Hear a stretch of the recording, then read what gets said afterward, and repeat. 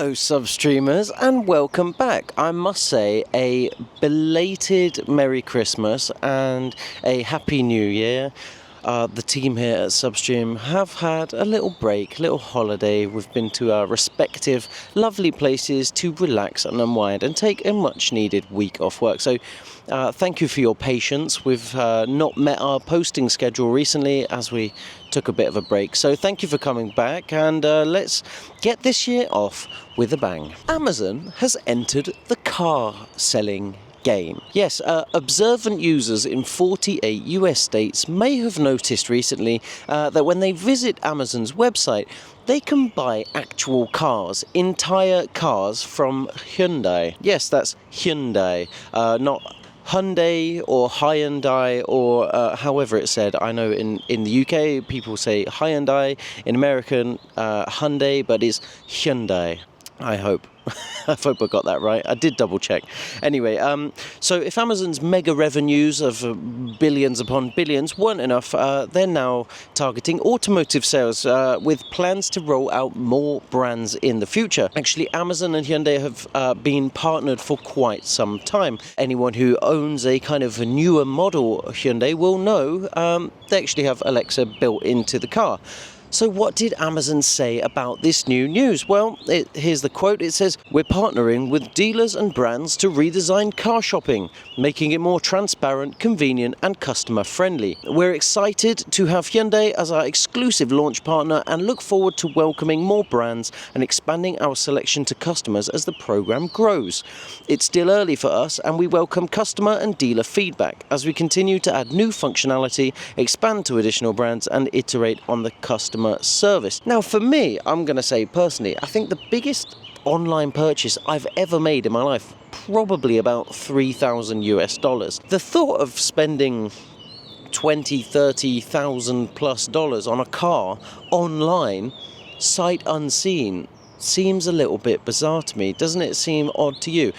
I feel like a car is not really the kind of thing that you would buy without going and sitting in, touching, smelling, test driving, getting a real feel for. So I'm not sure if this is going to work out, but I'm sure some people will go ahead and do it. And just to ease your fears, if you do decide, my US viewers, to go and browse these Hyundais and look for yourself, there is no buy now button. It's been replaced with a start the process kind of button, so you can't accidentally buy a car. So don't worry about that. Anyway, let's move on to our next story. This story might be a little bit late getting to you now, but Mr. Musk is once again the world's richest man. First position has been changing hands as of late, but he is number one thanks to some recent stock performances, and he's worth eye-watering $400 billion.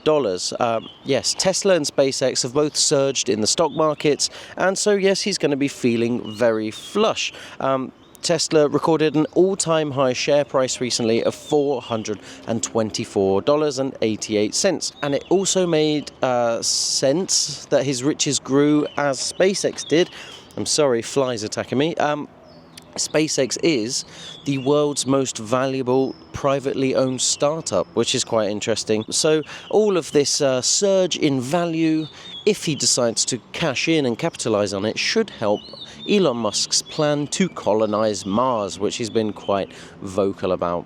Let's move on to the next story. Now, if you live in the US, the next story might really affect you. Actually, there's a really good chance it will affect you, and that's because a new study from scientists over many years has released the results that, yes, it believes over 150 million excess cases of mental health disorders have been caused by lead in gasoline. So people's gasoline in cars burning, releasing lead into the atmosphere, has been causing decades worth of health disorders, mental health, anxiety, depression, ADHD, you name it.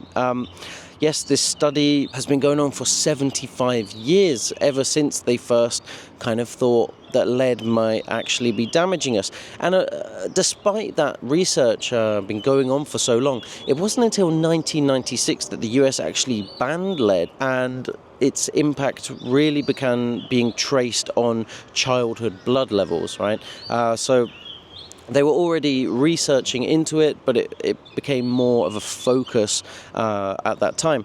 Now, let's talk a little bit about history if you're interested. If not, of course, you can skip ahead. But lead was added to gasoline originally, right, to improve or enhance engine performance. That's incredible, right? So it actually wasn't there naturally. It was added in to make gasoline better, and as a result, did so much damage. Its usage surged after World War II, and it wasn't until catalytic converters around the 1970s, they realized actually there might be some serious health effects from this. So they introduced lead. People kind of got a bit suspicious.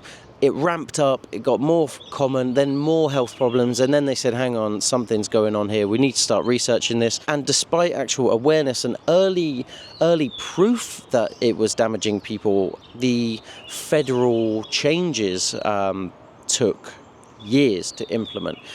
So unfortunately, the US government knew and didn't do anything about it for a long time, probably because big oil, big gas, big petroleum didn't want them to do anything about it. Now, I've got some stats here. The exposure to leaded gasoline has lowered the IQ of about half the US population born between 1966 and 1986. To a total of 824 million IQ points. Now, although lead is banned in gasoline, it is still present in old paint, outdated water lines, and some imported toys and even soil. The CDC now has obviously changed their tune, and they actually say that there is no safe level of lead, and it's particularly harmful to children under 6. It affects brain development, learning, and the nervous and reproductive system. So just be aware that lead really is a bad thing. Actually, it used to be in pencils too until they replaced it with graphite. So, yeah, just be careful. If you go in your garage and you see old paint and it's got lead in it, get rid of it and find a environmentally friendly way to dispose of it.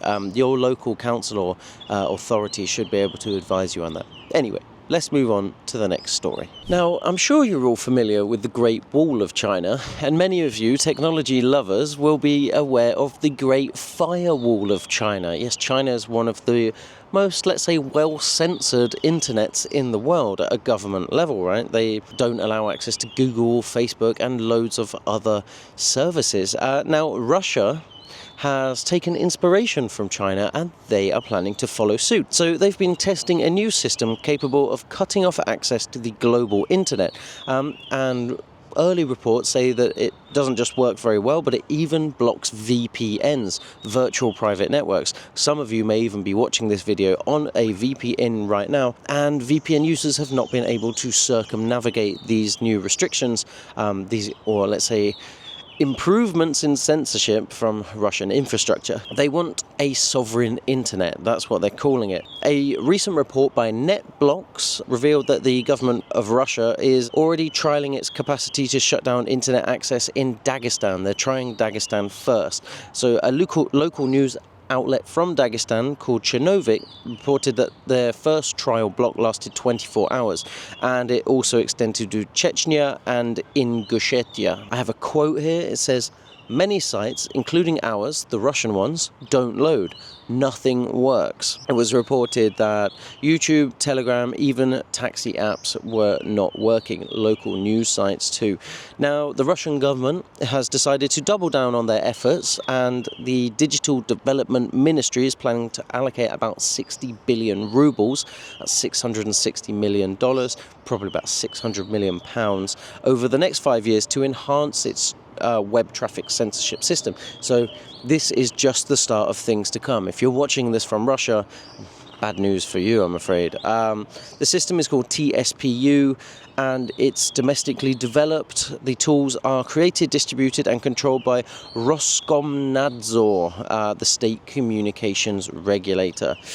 So let me know, what do you think about this? Should countries be able to censor? Should they have the power to, or should we have a free internet? I, of course, think we should have a free internet, but I am not a state. Okay, so let's move on to the next story. Substreamers, you may remember a few videos ago I finished on a lighter note talking about €1 homes in Italy. You may be familiar with this. I know the newspapers love it. It's really good clickbait, but it is actually a really interesting scheme. The fact that Italy gives away homes for €1.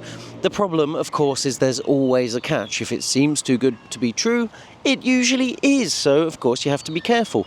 Now, in that video, we highlighted kind of some of the benefits, and we even talked about people who are quite happy about it. But don't feel bad if you actually didn't get one, and I'm going to tell you why. They might be more trouble than they're worth, and that's actually coming from a couple who didn't buy one but ended up buying a top quality ready to move in home in the same village as the €1 homes for just €29,000.